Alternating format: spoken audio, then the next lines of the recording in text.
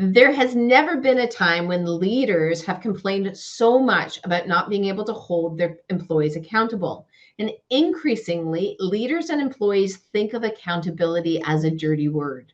Leaders act as though they are powerless to do anything about their employees' poor performance. And while everyone is blaming and taking sides and pointing fingers, productivity and performance are on the decline. Does this sound familiar? Stay tuned as we launch our series on accountability. Welcome to Dismantling Dysfunction, a podcast series for anyone who is ready to eliminate the dysfunction they experience in their organizations, leaders, or relationships. Each week, we explore common dysfunctions in organizations, delving into the systemic causes behind them, and giving you the exact tools and practical tips you need to dismantle them. Now, here are your hosts, organizational development and behavioral change experts, Dr. Anne Dranitsaris and Heather Dranitsaris-Hilliard.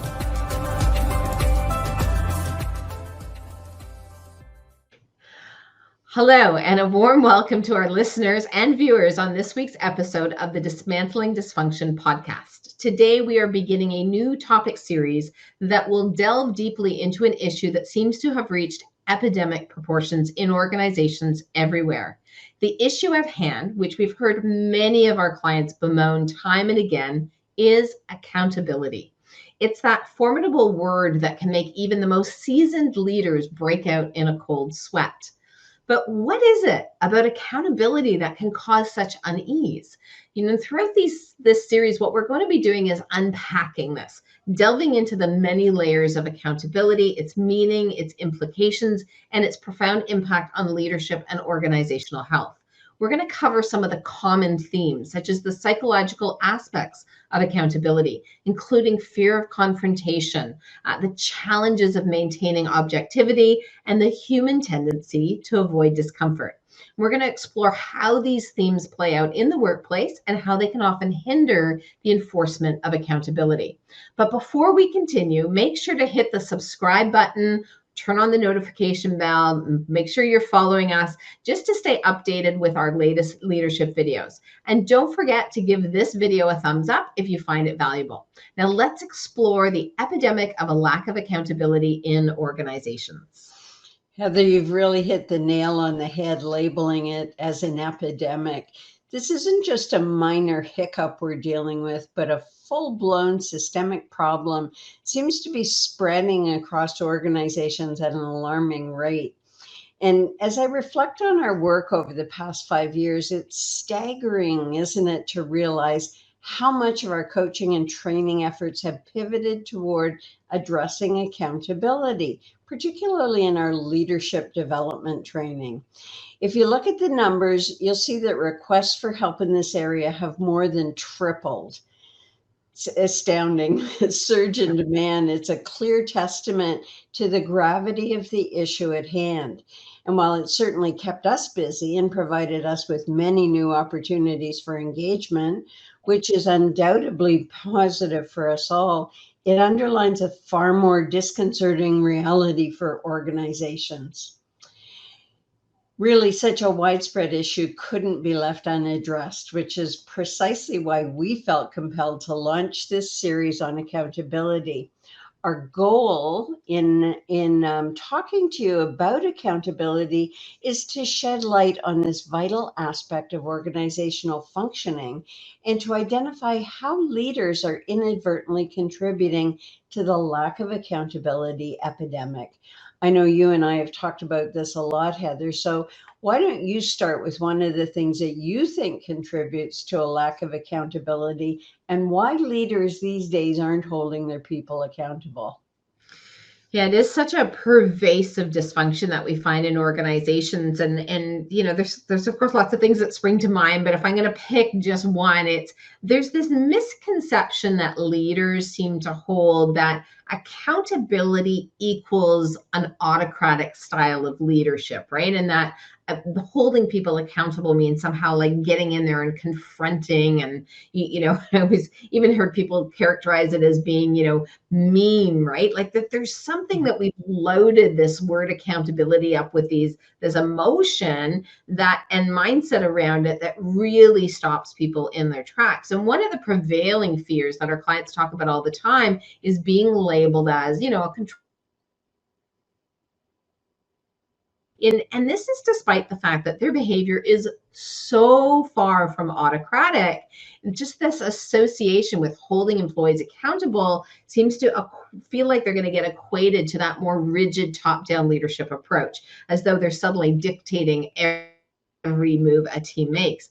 And leaders it's like they can't quite figure out how to maintain that rapport and approachability and also govern performance and really hold people accountable. So that fearing that if I do that, if I enforce it, if I go after accountability, it's going to end up painting them in a negative light as being overbearing or unreasonable. That will then lead to team resentment and decreased morale, right? It's like this, they tell themselves, right?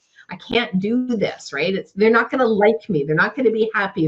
They've got all of these reasons. And again, it's like seeing that as that autocratic sort of far end. Now, unfortunately, rather than trying to overcome this fear, leaders instead have shifted to being increasingly permissive and completely hands off. Again, a lot of this is driven off of that fear of not wanting to be seen as a micromanager. And, I can think about so many client stories here, Anne, that, when they talk to us about the fact that, they don't want to be that kind of leader. They don't want to breathe down their team's necks. And of course, one of our clients had experiences with actual micromanagers in the past and wanted a far more relaxed and autonomous work environment. But in her quest to avoid micromanagement, she took such a big step back that her team had this freedom to do whatever they want in their tasks. And while it seemed to work well to start, over time, as you can imagine, right, with the leader not actively in there leading and holding people accountable, problems started to crop up. Deadlines were being missed. The quality of work started to deteriorate. And people started to get resentful when she did have to insert herself in order to correct and redirect performance. And instead of, being driven by, that desire to be a professional, competent leader, she was really, all of her behavior was being driven out of that fear of being labeled as a micromanager. And that pushed her way over to this other extreme of being permissive. In that process, we're really not, as leaders, we're not guiding our team. We're not holding them, to account on whether they're doing, not only getting to the end result, but to the deadline to do it the way they want. And all of this, again, we see the drop in productivity and morale when leaders are not holding people accountable. When you think about it, so I give you one of my examples and sort of what I thought about it, and what comes to mind for you, Anne, when you think about how leaders are contributing to this epidemic? Well, I think it really flows out of what you're talking, Heather, about becoming permissive, as with your example. I think a lot of leaders are actually abdicating responsibility with a belief that holding their employees accountable, it's not their job. This belief that governs their behavior around people, and the belief that they're actually helping people and making them more, quote unquote, empowered by just letting employees do whatever they feel like. And it really creates a lot of chaos. And this abdication of duty is often underpinned by an avoidance to face their own lack of development as leaders. And so it's easier for these leaders to shift blame and express frustration at their team's lack of accountability rather than acknowledging that they might be part of the problem. And this deflection of who's responsible for holding employees accountable can be seen as self-protective, because by blaming others, they safeguard their ego and keep the illusion of they're in control, they're quote unquote good leaders. It keeps that intact. And they don't have to reflect on themselves and the uncomfortable truth that they may need additional training. They may need to understand their performance management systems better. They might need to learn something that isn't in their wheelhouse at this point in time. But when you think about it, Heather, it's sort of like saying, I know I need this and I know it would make me a better leader, but I'm not going to do it because I don't want to let anybody know that I don't know how to do it. And it's a real catch-22 that a lot of leaders get stuck in. And just to go along with, and I think we'll talk a lot about this blaming and leaders not taking responsibility and abdicating it. We'll talk a lot about it in this session because it really does contribute.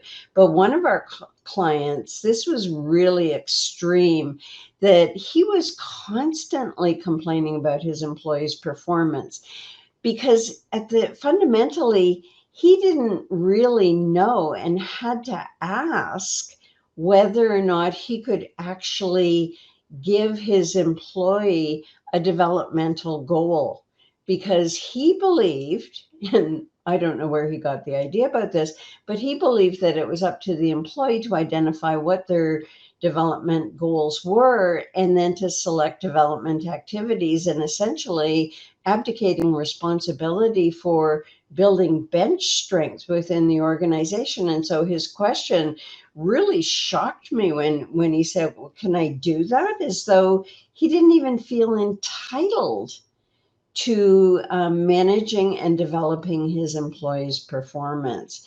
And while it really is a leader's job to guide their team's development, many leaders have that mindset that it's not my job. That really is a big one. I find it very pervasive out there.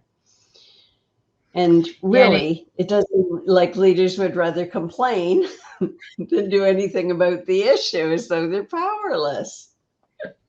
Yeah, that's where I was going to go with it, is that, as you were talking about this, I just kept thinking of, we empower under this idea, but really what they end up doing is giving all of their power away. So that's not what empowerment means. It doesn't mean, okay, you now have more power than I do, even though I'm your boss. It means that we're, enabling them. And I think about a client where they really wanted to increase employee empowerment. The first thing I said when they told me that, I said, okay, well, that means you have to go after accountability. And they sort of looked at me and I said, well, you can't empower without accountability. Like it's not just about, here, I'm giving away the keys and, here's the keys to the candy store, off and go do what you want. And in the meantime, you're right, Anne, it's like that complaining, right? They go into that place of complaining about it as though they're powerless. And that kind of complaining is something that I am constantly challenging with my clients. And I can think about one client in particular where they'd gotten into a little bit of a habit of calling me when they were feeling really frustrated and complaining. And I said, well, if you're just calling to complain, you know what I'm going to say to you? Do something, or basically suck it up and stop complaining about it, because it's essentially what you're saying, it's okay for them to behave like this, yeah. Right? And it is that thing of where, we watch leaders go into acting as though they are powerless, that somehow these employees have more power than they do, right? That they don't have any authority in this dynamic to do anything about the performance, the setting expectations. I mean, I've had leaders even say, well, I can't tell them how to do it because that's going to demotivate them. And it's like, I don't know, my bosses used to tell me how to do things and that didn't demotivate me. It made me want to figure out how to master it and then get better at it, right? So then I could find ways to improve it. So it's this really unusual sort of internal dialogue that we find in leaders that has them working away from that part of that role, which is about governing performance and holding people accountable to it. And I really don't think in most cases, despite the fact that Anne and I, we hold up a big mirror to folks to say, here's what's going on. They don't really look at what they're doing, right? It's easier to say, well, it's just that generation. That's just how they are. There's nothing we can do about it. And they're not actually taking responsibility for thinking about how they lead their people or how they get their people to work in alignment, because it's just easier, right? I mean, I get it. It's easier to complain about somebody than it is to think about, what do I need to do to address this and in order to resolve the issue? And I think about one of our clients where they have a team that reports up to this one leader, who is constantly failing to meet targets and deadlines, and the client has been complaining about them since our very first conversation, and will make statements like, well, they're not strategic enough because they can't solve their problems, and we'll sort of ascribe these, or make these judgments about them. They're lazy, they're not motivated. But really, when you started to look at what was going on, it was really evident that he wasn't providing clear expectations up front. And this is a big part of accountability that most people don't realize. It's not just the end state when you confront performance. It's like, what are you doing up front to define it, to direct it, to give them adequate resources, give them that feedback to correct and support their progress, ensure the alignment, right? It was like, I gave them the ask and they didn't, magically read my mind and give me exactly what I wanted. So in these situations, we see how our clients and leaders don't recognize their own contributions, and then they shift instead to blaming the employee because they don't know what's going on. They don't know why they're not getting the outcome they want, and they're not looking at themselves in it, right? And so this is frustrating. And quite frankly, it's frustrating for both the employee and for the leader, right? And I like what you said there, Heather, about it being accountability and how leaders are managing it, and with only that mindset that accountability is synonymous with confrontation. Like there's just that one piece of it, as opposed to there is an accountability process. That's why we have systems that support organizational accountability, and in creating a culture of accountability, not only do leaders need training on their accountability performance management development system, but they need to learn all of these competencies that are so critical to each stage of the accountability process.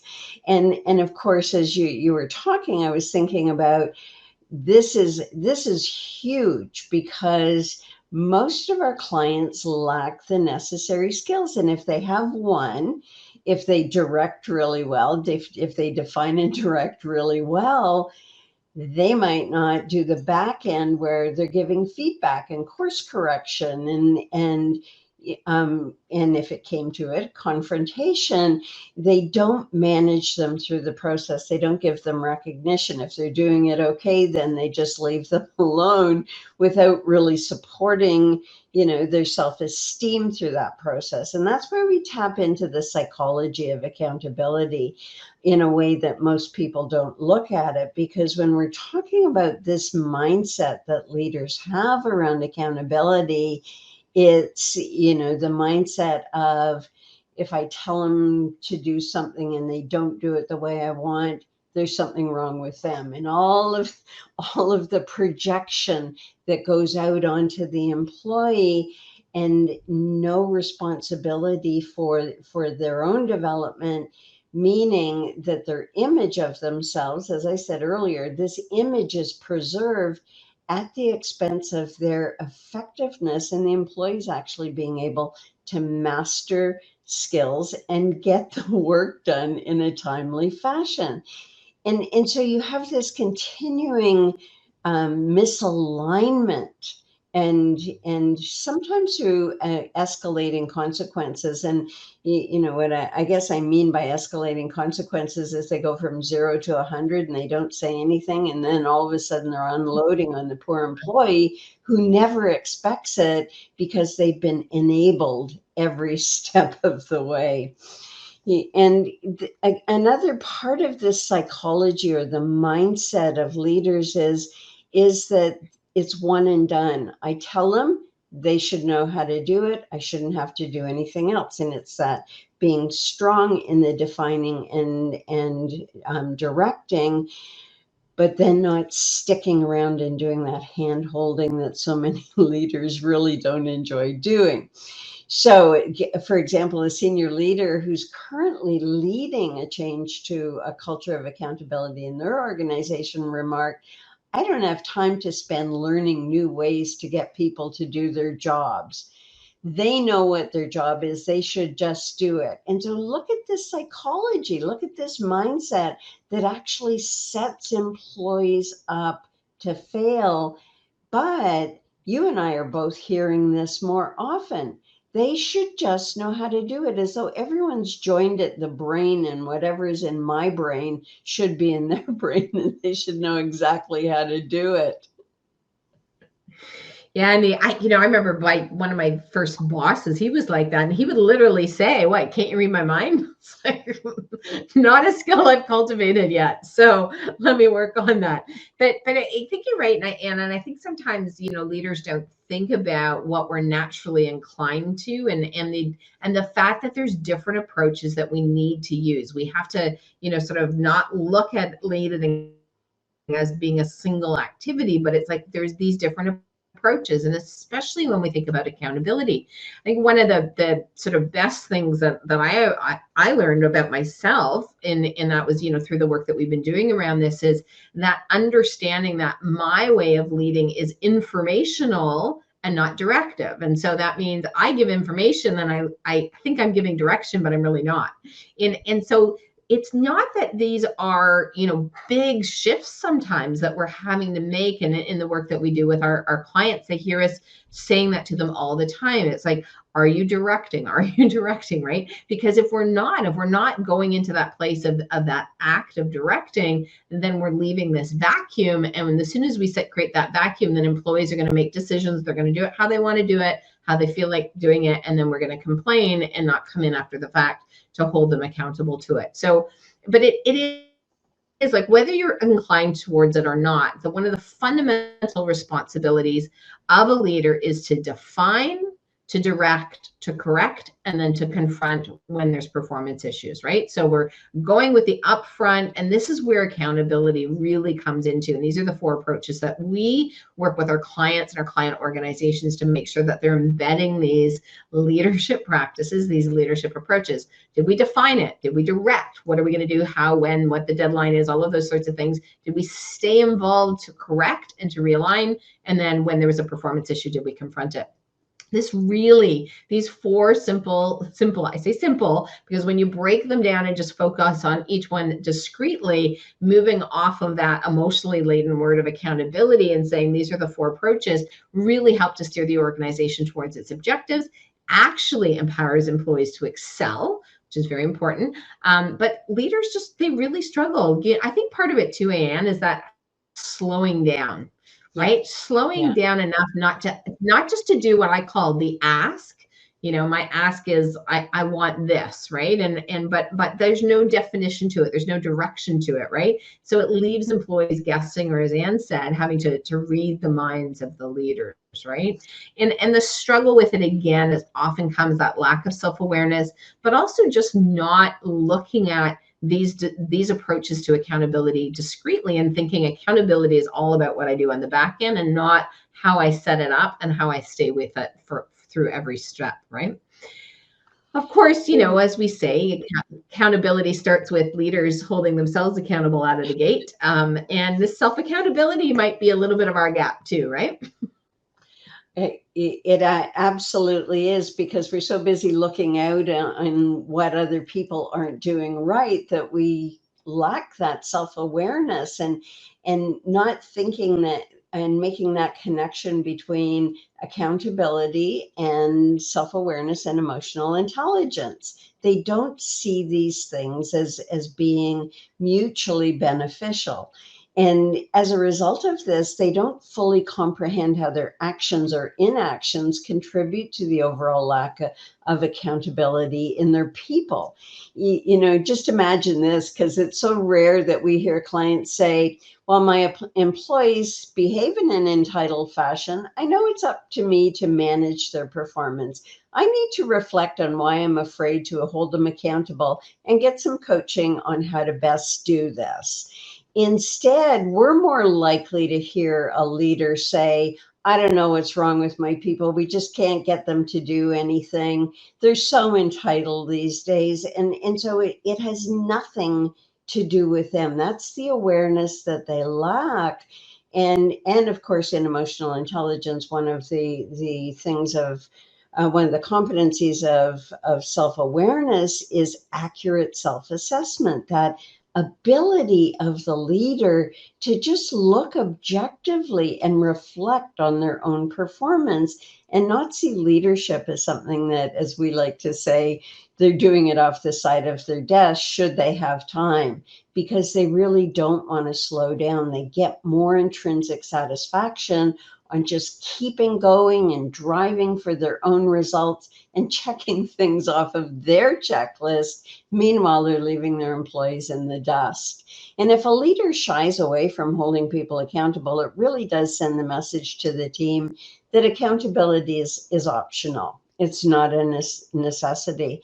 And this, of course, spreads out throughout the entire organization, creating a culture where accountability is diluted or completely absent. And we've worked with organizations where they just don't have it. It's so chaotic, and people are anxious all the time because they don't know what their targets are. They don't know if they're achieving their goals because nobody's got everything defined, and ending up leading to underperformance and that lack of ownership that we all want our employees to take in performing in their roles. And without it's sorry, go ahead. Go ahead. No, I was just thinking as an afterthought, without a step-by-step approach on and training on how to communicate effectively to hold employees accountable, it's really hard for leaders to break this dysfunctional pattern of both thinking and behaving as leaders. No, I agree. And in the, all of that stuff that's out there, and for leaders, it's like, you've got to be good at this, you have to be good at that. It doesn't get at, like you said, that step-by-step approach. And one of the things that Anne and I, what was like easily 5-6 years ago, when we saw this trend towards permissiveness in leaders and just how much of an impact it was having on our client organizations, we actually created our book, So You Think You Can Lead, to provide that comprehensive step-by-step guide to really look at those leadership activities and to break them down so that leaders are leading in a way that really meets the needs of the employees in order to get to the performance that they want, and not sort of skipping and doing just what was comfortable for them, but really coming at the leading activity in a more systematic way.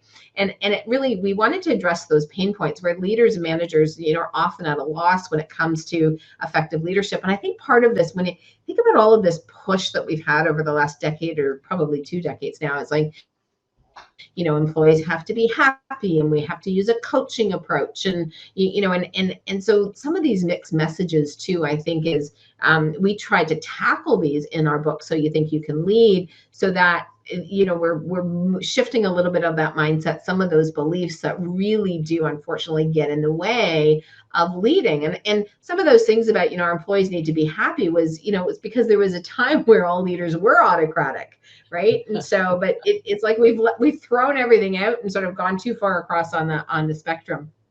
I love the idea and I know when we teach this to our clients too, we always have such great feedback on it, is that ability to sort of break it down into those steps, right? And to actually have an approach, and then knowing that I can go back to that approach over and over again and use it consistently just makes such a big difference, right? And when we make that connection back up to accountability, it's the similar idea where, we have to sort of think about how do we become adept at some of the more difficult aspects of accountability. Yeah, confronting is not the fun part of it, but that's not all that goes into accountability. As we said earlier, we have to define, we have to direct, we have to correct, and then if we're not getting what we want, then we confront, and hopefully that's a very small percentage of the time.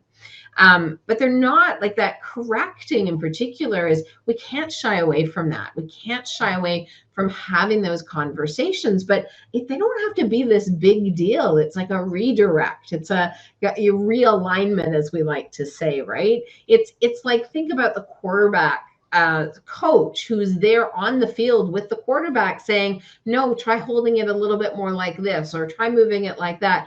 That's, that is part of accountability, right? And nobody would think that coach in that moment was micromanaging. They were being effective and ensuring that the quarterback can deliver the best possible pass in order for the team to win the game. So there's so much about the stories we've told ourselves as leaders that has really got in the way of us, our ability to lead employees towards accountability and to foster accountability within our organizations. I love the sports analogies for really nailing what coaching actually is, Heather, because it's morphed into this. You know, people know organically what it is they need to do. And so you just ask them enough questions and they'll end up doing it. But, you know, I like to use the baseball analogy where, you know, you give an 8-year-old a glove, a bat, and a ball and say, okay, we'll go play baseball, without telling them the rules of the game and telling them about the context and how every player has to play in order to be effective in their role on the team. And so using these baseball analogies really does bring leaders back to coaching their people and being involved until they are really performing in the way that they need to perform to be successful in their role. And leaders really don't always realize when fear is influencing how they lead, do they, Heather? It's why we have self-awareness as one of the pillars of leadership effectiveness. And so you think you can lead, because leaders, by becoming aware of what it takes to actually manage an accountability process, you know, to be an effective leader and focusing on people and their performance, not just on the bottom line, it benefits everyone in the organization. And it's also crucial to note that most effective leaders practice the 4 principles that we've been talking about. We'll be saying this a lot so that you'll remember this in our subsequent podcasts, that we have to define, decide, correct, and confront regularly and systematically. It's not a one-off. They're not actions to be taken only when a problem arises. They need to be integrated into the day-to-day leadership practices of our leaders. And by making these practices habitual, leaders can keep their teams and their employees aligned with the organizational goals and truly empower them to develop mastery in their roles. And when, just to restate this, when leaders do use that step-by-step approach, it supports them shifting from fear-driven behaviors, self-protective, blaming behaviors, and beliefs that cause them to abdicate their authority. Yeah, I just want to highlight what you were saying there about alignment. Is when leaders from the top of the organization through are doing the define, direct, correct, and confront, we end up with alignment. And in so many organizations, we hear, you know, there's silos, there's misalignment, we're not on the same page. We've taken 3-4 runs at this. I had a client who said they've been working on trying to get a decision for 3 years on something. And that those are all symptoms indicative of the fact that defining and directing and correcting in particular has not been happening along the way, because people are doing guessing and they're trial and error, right? Okay, well, maybe they want this. Nope, that's not what they want. Maybe we want this. And so that alignment piece that comes out of accountability is really makes the organization so much more efficient and effective. So it's that time where we drop our gem for our podcast, just some easy, well, not easy, but some practical insight that you can take away and begin with, because none of this is necessarily easy. But we do say being an accountable leader and a leader who fosters accountability isn't easy, but it doesn't mean you get to abdicate responsibility for this aspect of your job. It is a fundamental aspect of a leader's role, you know, to govern and to hold people accountable. And so it's thinking about embracing this as just part of your leadership journey, embracing that as, you know, this is my role and this is what I need to do. And we say too, and hopefully that'll help alleviate some of your frustration as you go through it. Clear expectations, defining and directing. providing that necessary resources for your team to succeed, and the support, right? So don't abandon them as soon as you've given them the ask, but really staying in it and making sure that they understand it. Open, regular communication, structured communication, right? Let's have these touch points. Let's see how you're tracking in terms of your progress, right? Not just bring it to me when you're done, but I want to be able to follow along and make sure that you are staying and working in alignment. And there is those, we are having open dialogue through this process, but we also have to be willing to have those tough conversations when necessary. Ann and I like to talk about, feedback and correction is transactional, right? I asked you to do it like this, you did it like that. Shift to it the way I asked you to do it, right? So it's thinking about all of this in that different way. And most importantly, lead by example through your own actions and your own commitment to accountability. And on that note, that's a wrap for this episode of Dismantling Dysfunction. Thanks for listening, and join us for our next episode where we go deeper in exploring the 4 competencies of leading for accountability. We hope you'll join us as we help leaders empower themselves to be accountable for the performance of their employees, their functional area, and their organization, meaning being accountable for truly leading people, all with more stories and adventures of our life in the world of dismantling dysfunction. Yes, as we like to say, we are experts in dysfunction. And thank you so much for investing your valuable time in listening and gaining insights into how leaders contribute to their own painful experiences with accountability and that dysfunction of accountability. If you found the information today valuable and these insights, please, again, give us a thumbs up, share it with other leaders who can benefit from it. If you're catching this on our podcast platform, of course, giving us a review and ratings is greatly appreciated. And don't forget to follow our LinkedIn pages, turn on notifications on YouTube so you never miss a live video. And we hope you'll stay tuned for our upcoming LinkedIn live sessions and our upcoming podcast episodes where you're going to gain valuable knowledge to enhance your leadership journey. So let's embark on this enriching journey to dismantle dysfunction together.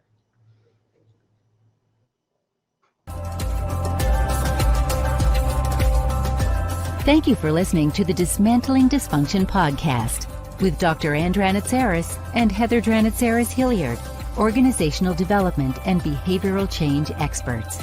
Be sure to subscribe to get more practical insights and focused tools to help you dismantle dysfunction in your organizations, leaders, or relationships.